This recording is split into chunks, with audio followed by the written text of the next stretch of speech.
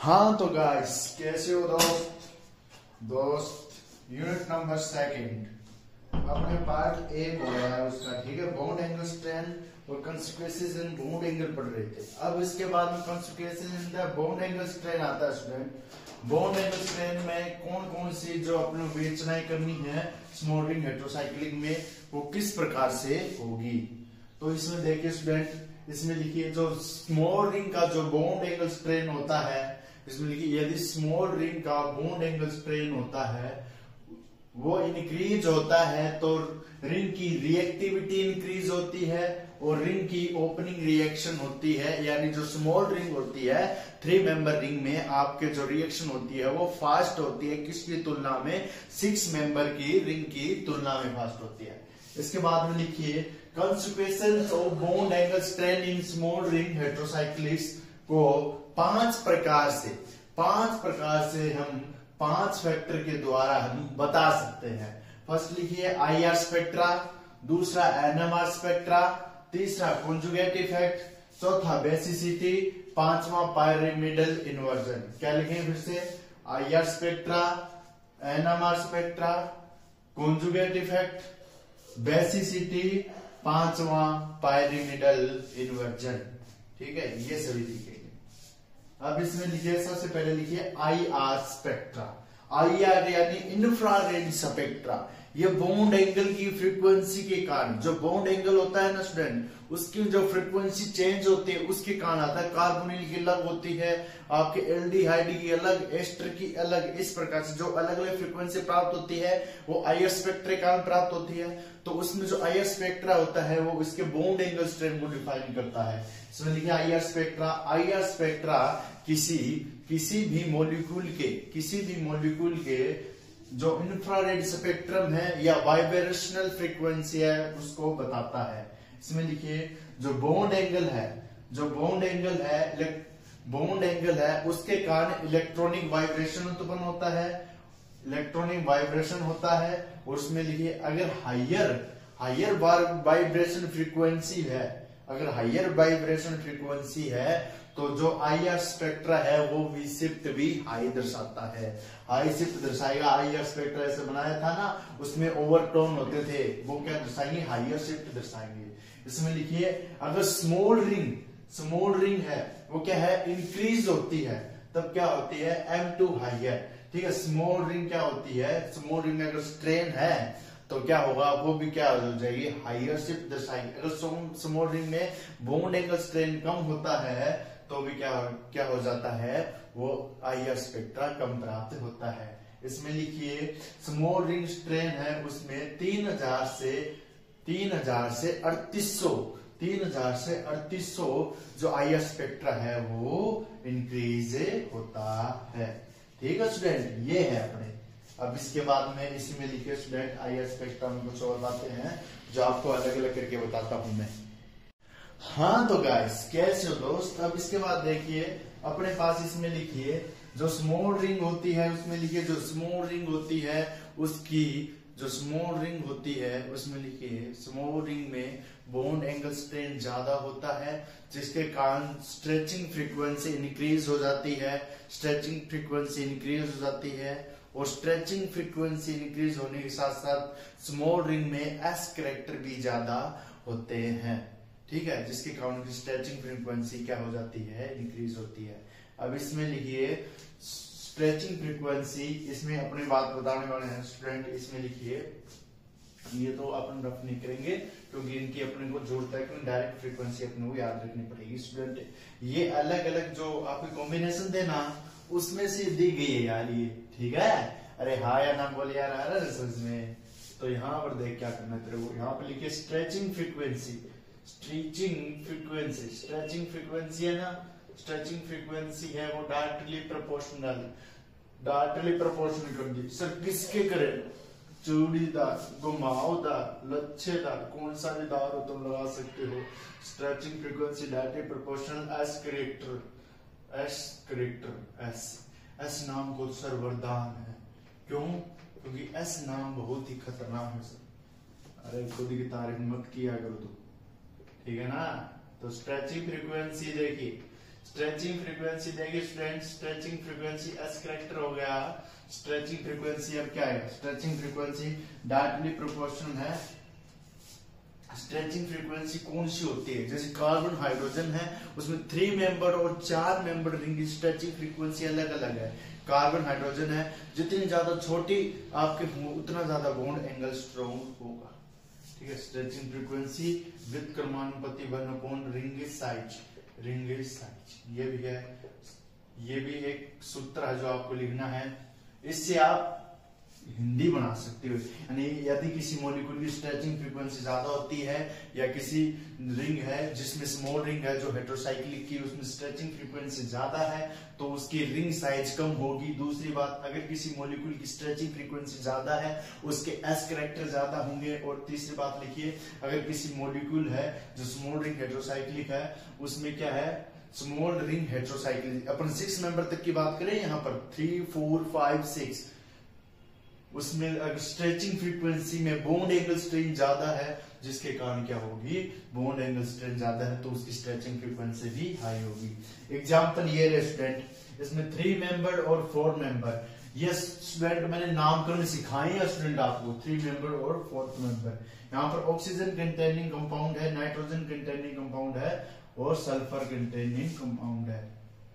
ठीक है, 4 मेंबर तो ऑक्सीजन कंटेनिंग कंपाउंड, इसमें देखिए इसको बोलते हैं ऑक्सीरेन। 3 मेंबर होता है उसके लिए लिखता है ऑक्सी और यहाँ पर एन लगता है, तो 3 मेंबर रिंग है इसलिए ऑक्सीजन कंटेनिंग कंपाउंड है ऑक्सीरेन। उसकी क्या होती है स्टूडेंट, ये ऑक्सीटेन, ऑक्सीटेन, ये ऑक्सीटेन इसका है स्टूडेंट, ऑक्सीटेन है। ये 4 मेंबर है, ये 4 मेंबर है। कौन सा मेंबर है स्टूडेंट, 4 मेंबर रिंग है। ये ऑक्सीएन, ये ऑक्सीटेन, ऑक्सीटेन, इसे ऑक्सीटेन बोलते हैं स्टूडेंट, क्या बोलते हैं, ऑक्सीटेन बोलते हैं। तो यहाँ पर 3 मेंबर और 4 मेंबर, यहाँ पर कितनी है 352 सेंटीमीटर इनवर्स, दूसरे में 2950 सेंटीमीटर इनवर्स ऑक्सीटेन की, अगर 4 मेंबर हेटेरोसाइक्लिक रिंग आ जाती है। उसके बाद नाइट्रोजन कंटेनिंग कंपाउंड, इसमें लिखिए student nitrogen containing 3 member ring है एजिरिडीन, मैं सिखा के आया हूं, एजा बोलते हैं नाइट्रोजन को। ठीक है, और इसके बाद में ईडीन, ईडीन कब लगता है, नाइट्रोजन का अलग अणु लगन होता था इसलिए ईडीन एन आयन इस प्रकार से लगता था। और यहाँ पर एजिटीन, ऑक्सीटेन। ठीक है, यहाँ पर देख स्टूडेंट 4 मेंबर रिंग आ जाए नाइट्रोजन की, 5 मेंबर रिंग उसे एजिटिडीन बोलेंगे। यहाँ पर फ्रीक्वेंसी लिख रखी है, जब 4 मेंबर रिंग हो थाइटेन, थाइटेन, इसे थाइटेन बोलेंगे। थाइरेन, थाइडीन आ गए, थाइरेन, ऑक्सीटेन, थाइटेन। ठीक है, इसमें लिखिए अगर सल्फर की 3 मेंबर रिंग है थाइरेन, उसकी frequency 3047 centimetre inverse, 4 member ring है उसकी थाइटेन बोलेंगे, उसकी फ्रीक्वेंसी 2950 सेंटीमीटर इनवर्स। इसके बाद में ऑक्सीजन कंटेनिंग कंपाउंड है, उसकी क्या है फ्रीक्वेंसी, ऑक्सीजन, उसकी 30,000 आ रहे यार, 3052 सेंटीमीटर इनवर्स, जबकि 4 मेंबर ऑक्सीजन है उसकी 2950 सेंटीमीटर इनवर्स प्राप्त होती है। इसके बाद में नाइट्रोजन कंटेनिंग कंपाउंड है, नाइट्रोजन कंटेनिंग कंपाउंड, उसमें 3 मेंबर रिंग होती है एजिरिडीन, उसके बाद में 4 मेंबर रिंग होती है एजिटिडीन, इसके बाद में फ्रीक्वेंसी सेंटीमीटर इनवर्स में, और इसकी फ्रीक्वेंसी आती है वो 3047 सेंटीमीटर इनवर्स पर आती है। ये उतार लीजिए स्टूडेंट।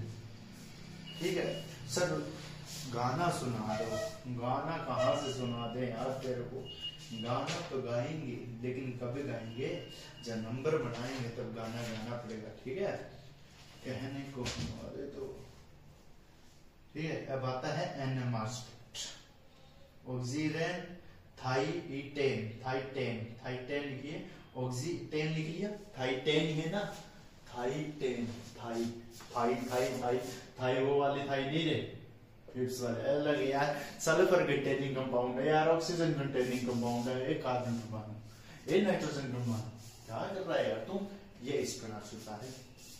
अब इसके बाद में एनएमआर स्पेक्ट्रा, दूसरी कौन सी बेट आती है, एनएमआर स्पेक्ट्रा, एनएमआर स्पेक्ट्रा भी देखेंगे। इसके बाद में गैसीसिटी भी आती है, एनएमआर स्पेक्ट्रा देखना बहुत ही जरूरी है। बॉन्ड एंगल स्ट्रेन मैंने क्या लिखवाया, bond angle strain, bond angle strain में लिखवाया ठीक है, बॉन्ड एंगल स्ट्रेन वो बता दें। एनएमआर स्पेक्ट्रा किस प्रकार से इफेक्ट करता है वो देखिए, पहले ये लिख लीजिए, 2 नंबर पे लिखिए NMR, nuclear magnetic resonance spectra किस प्रकार इफेक्ट करता है।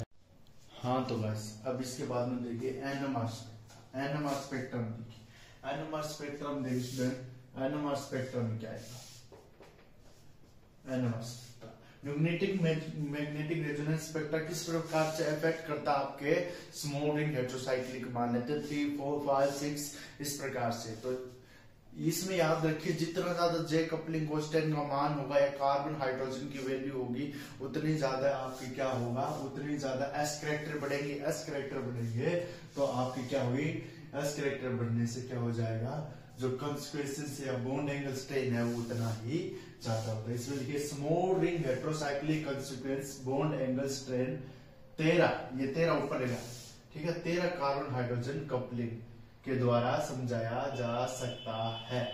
इसके बाद में लिखिए जो सीरीज है एस कैरेक्टर की सीरीज sp2 sp3 मानते हैं वह है bond angle in carbon hydrogen, उसमें क्या हो जाती है, जे की वैल्यू ज्यादा होती है जिसके कारण एस कैरेक्टर भी ज्यादा होते हैं, यानी coupling constant is directly proportional to S character. इसके बाद में लिखिए जो साइक्लो रिंग होती है या जो साइकिल रिंग होती है वह है ओपन चेन की तुलना में जे कपलिंग की वैल्यू ज्यादा होती है, ठीक है, ओपन चेन की तुलना में जे कपलिंग की वैल्यू ज्यादा होती है। ये क्या है, डाइमेथिल ईथर ये है इस प्रकार से। यहाँ पर जे कपलिंग की वैल्यू लिखी है मैंने, जैसे जे कपलिंग क्या है सर, जे कपलिंग से शो करते हैं, जे कहा जाता है, एनएमआर पीक प्राप्त होती है इस प्रकार से, इसे कहते हैं कपलिंग, एक बार ऊपर एक बार नीचे गया, इसको कहते हैं जे कपलिंग। ये पीक होती है ना, इसको जे बोलते हैं, जे इसको नहीं सॉरी इन दोनों के बीच के डिफरेंस को जे बोलते हैं, वरना लैम्डा हो जाती है तो इसको जे बोलते हैं। तो जे कपलिंग की वैल्यू है ऑक्सीरेन सर एन लगा है, मेरे को बताओ सर क्या है ये, एन लगा 3 मेंबर रिंग है 176, थाइपीरेन 170 यानी सल्फर वाली रिंग है, ये एजिटिडीन नाइट्रोजन वाली रिंग है इसलिए 168 है। यहाँ पर साइक्लोप्रोपेन तो बना सकते हैं इस प्रकार से, बस साइक्लोप्रोपेन की 164। तो सबसे ज्यादा किसकी है स्टूडेंट, ऑक्सीरेन की ईएन ज्यादा है, उसके बाद में सल्फर या 168 सल्फर की आई, इसके बाद में नाइट्रोजन वाले कंपाउंड की, इसके बाद में डायरेक्ट मेथिल वाले कंपाउंड की। तो ये है एनएमआर स्पेक्ट्रा या एनएमआर है वो किस प्रकार से इफेक्ट करता है, एनएमआर में जो जे कपलिंग है वो ही इफेक्ट करती है आपके बॉन्ड एंगल स्ट्रेन को। उसके बाद में हम पढ़ेंगे बेसिसिटी, वो पढ़ेंगे नेक्स्ट लेक्चर में। बेसिसिटी के बाद में हम पढ़ेंगे पैरामीटर कन्वर्जन भी आ जाएगा और कॉन्जुगेट इफेक्ट, वो पढ़ेंगे नेक्स्ट लेक्चर में। ओके गाइस बाय, मिलेंगे नेक्स्ट लेक्चर में।